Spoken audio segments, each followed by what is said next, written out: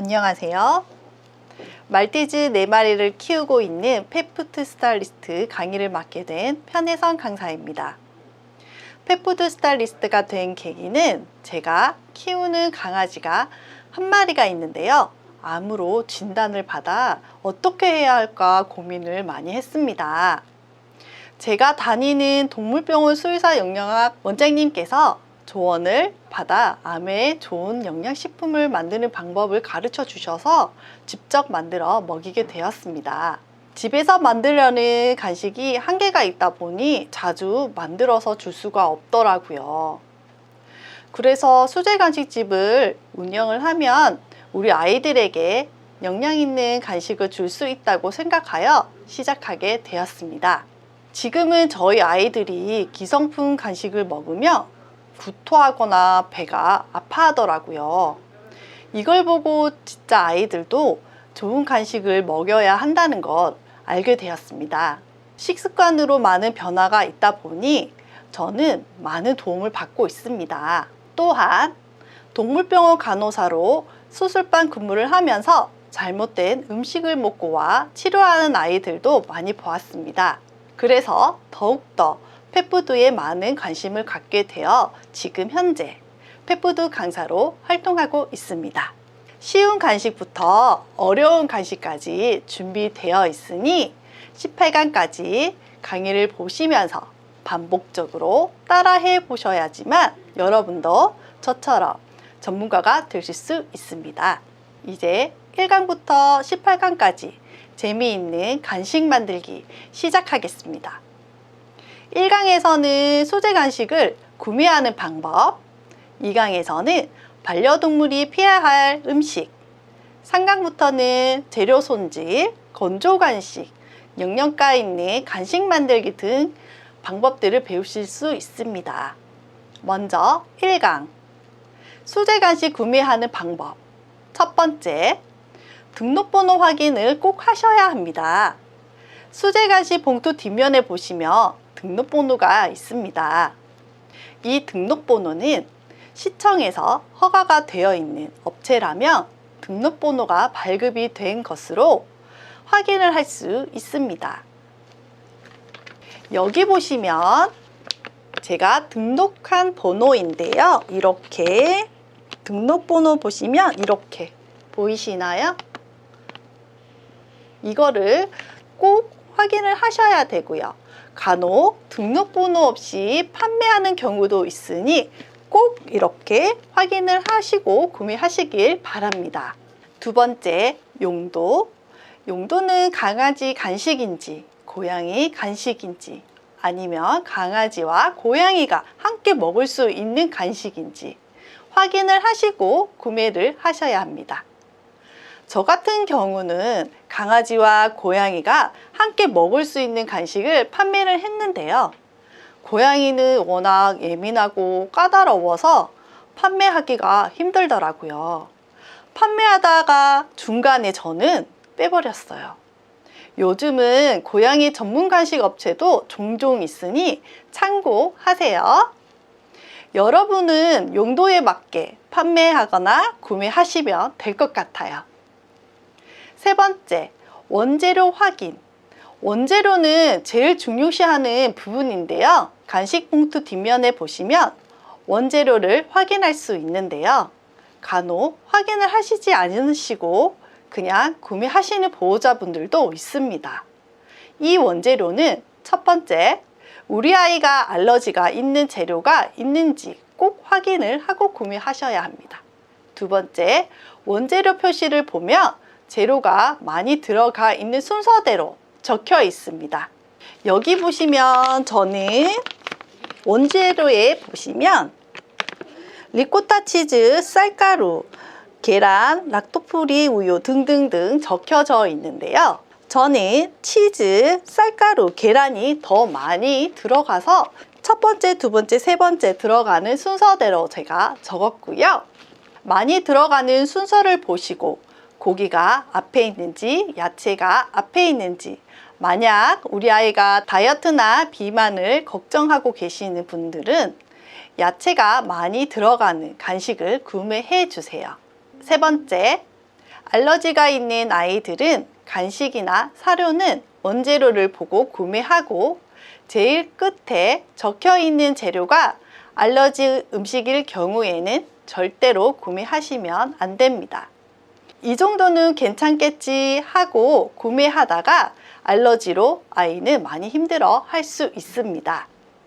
판매할 경우에는 꼭 구매하기 전 보호자분들에게 아이가 알러지가 있는지 없는지 먼저 확인을 한 후 간식을 추천드려야 합니다.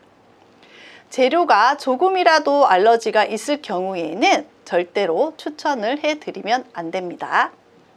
알러지 있는 아이들은 조금이라도 먹으면 금방 증상이 나타납니다. 가끔 선물을 한다고 구매하고 싶어 하시는 분들도 계시는데요. 아마 여기서 잘 나가는 간식 주세요. 아님 아이들이 잘 먹는 간식 뭐냐고 물어보시는데요. 물론 이것들도 중요하지만 제일 중요한 건 제가 반복적으로 이야기를 하는 내용이지만 알러지입니다. 선물이라고 그 아이가 알러지가 있는지 없는지 확인을 해 주시고요. 만약에 모르신다고 하시면 보호자분들에게 먼저 전화를 해서 알아보시고 추천을 해 주셔야 합니다.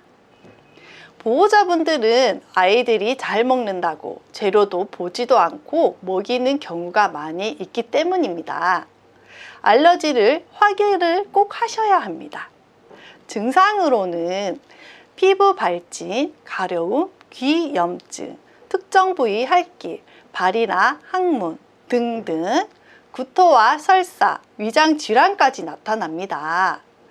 처음 먹는 간식은 항상 소량을 먹이고 난 뒤 지켜봐 주시고요. 알러지 반응이 없다면 조금씩 양을 늘려 먹여주셔도 괜찮습니다. 만약에 증상이 나타날 시에 곧장 병원으로 가셔서 진료를 받으시고 아이가 어떤 간식을 먹었는지, 어떤 재료가 들어갔는지 꼭 수의사 선생님에게 말씀해 주셔야 합니다. 네 번째, 보관 방법 확인하기. 기성품과 달리 수제 간식은 방부제를 첨가하지 않아서 유통기간이 짧아 확인을 잘 하고 구매를 하셔야 합니다. 냉장 보관인지 냉동 보관인지 꼭 확인을 하시고 만든 날짜이든지 언제까지 보관하는지 확인한 후 구매하여 실리카게 음식 습기 제거라고도 하죠. 간식 안에 같이 포장이 되어 있는지 확인을 하셔야 합니다.